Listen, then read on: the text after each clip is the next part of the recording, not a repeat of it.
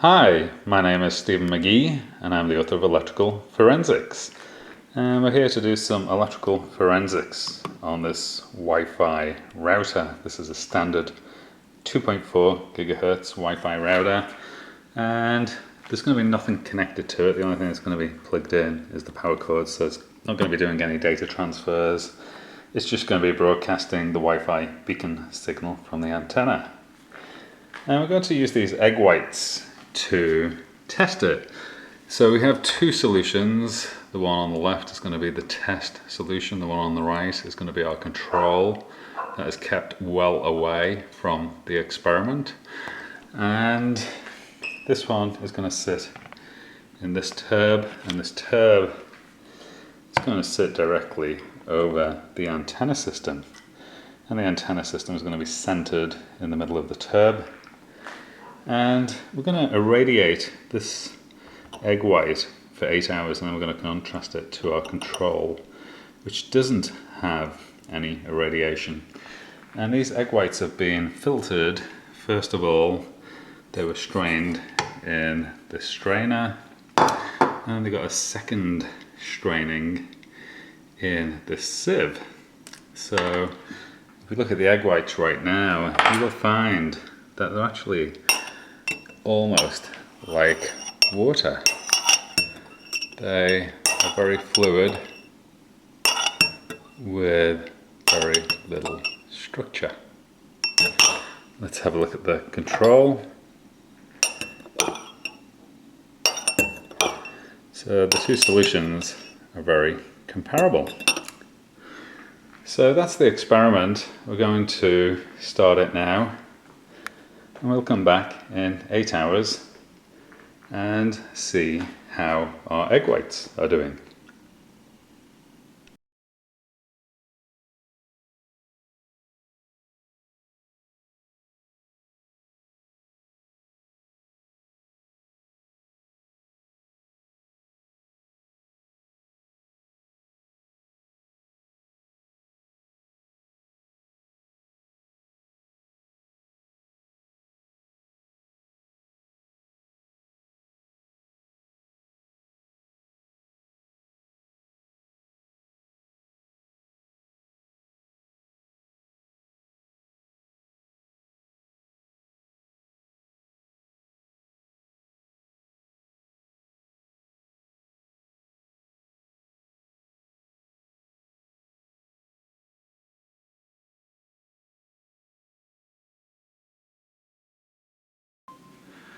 Okay, so we've irradiated our solution for over 8 hours, and we're going to see what this wireless router has done to the egg whites. And it's going to be interesting to tilt the tube and see what happens.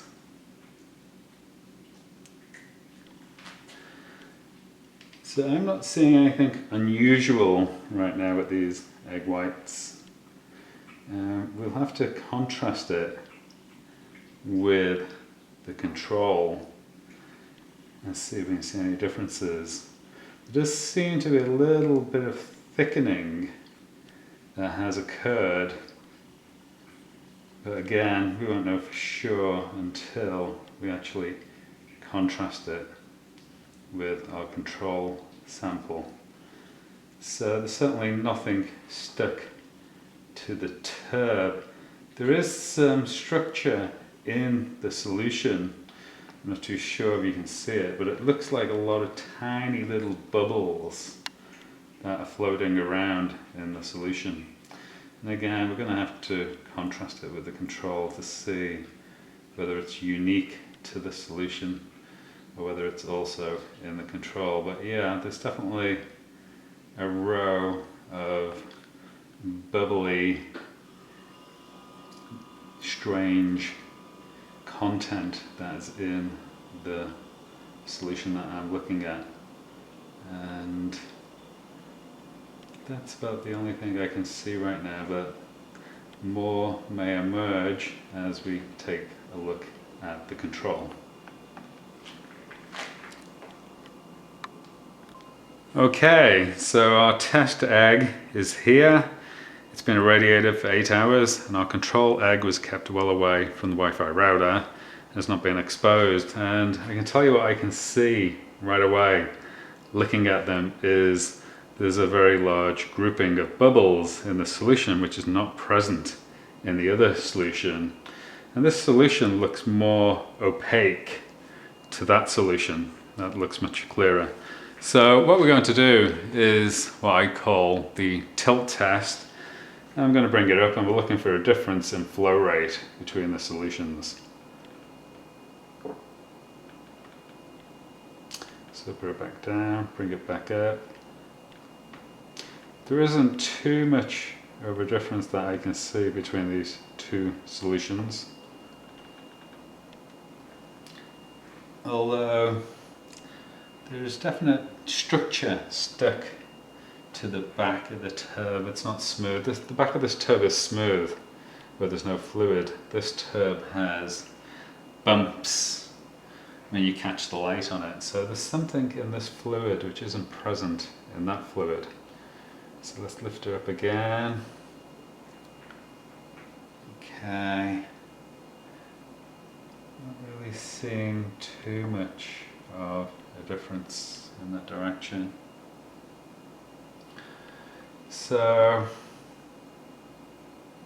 let's bring it up again. Yeah, I can't detect a significant difference in flow rate between these two solutions. Although I will say this one looks thicker. And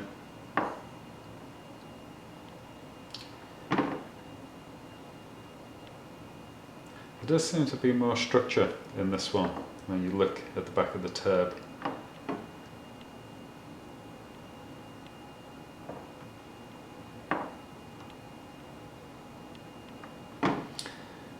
So what we're going to do now is the next test, which I call the fork test. So we're going to put a fork in. I'm going to see whether I can see any difference between the solutions. Okay, this is definitely like jelly. It's a definite jelly-like substance in this solution. And we can get quite long strings flowing from the fork.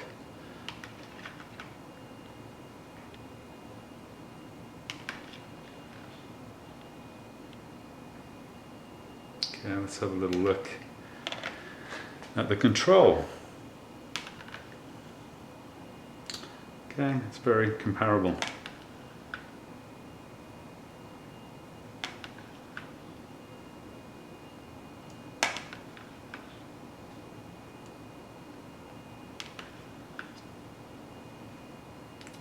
So I'm seeing the jello on the fork. Seeing some drips.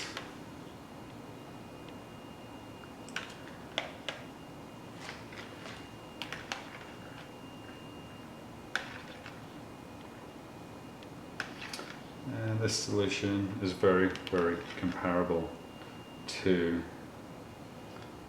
the control. A little bit more stringier than the other solution, but it's not a huge difference.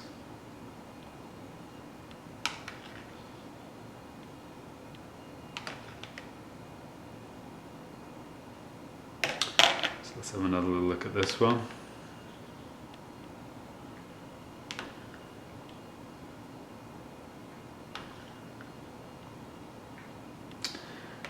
I would have to say that the test solution that we irradiated is thicker. I'm not seeing as much stringy egg on this one as what I'm seeing in the irradiated solution.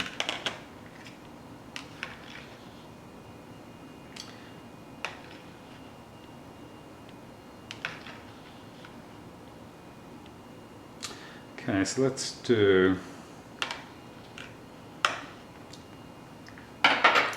our tilt test again. I want to have an examination of what the differences are between these fluids.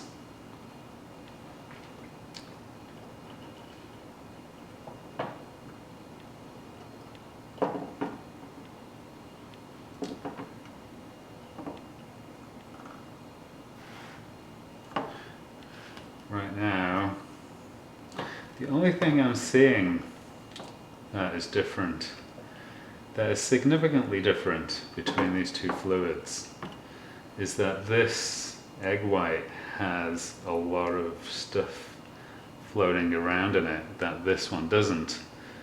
And they're from the same batch, so there's no difference between these eggs. They were processed and handled the same, and they were stored the same before the experiment. But this one definitely has more structure in the fluid that this one does not have.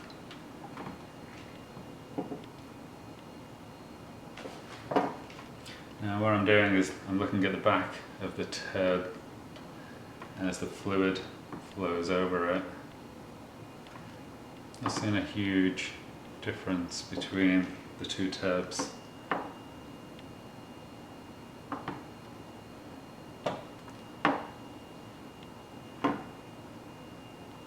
So my conclusion with this experiment, having examined the eggs, is that there's something about the irradiated eggs that has put structure into the test solution. And that structure that I can see floating around in this test solution, that appears as little blobs against the black background, is not present in this solution. It is completely absent from the control solution. So that is the significant difference between the control and test, is that this one has structure in it. And that has probably come from the irradiation of the solutions. So there we have it. That was irradiating filtered egg whites for 8 hours with a Wi-Fi router. I hope you enjoyed the presentation, and I wish you the very best of health. Thank you.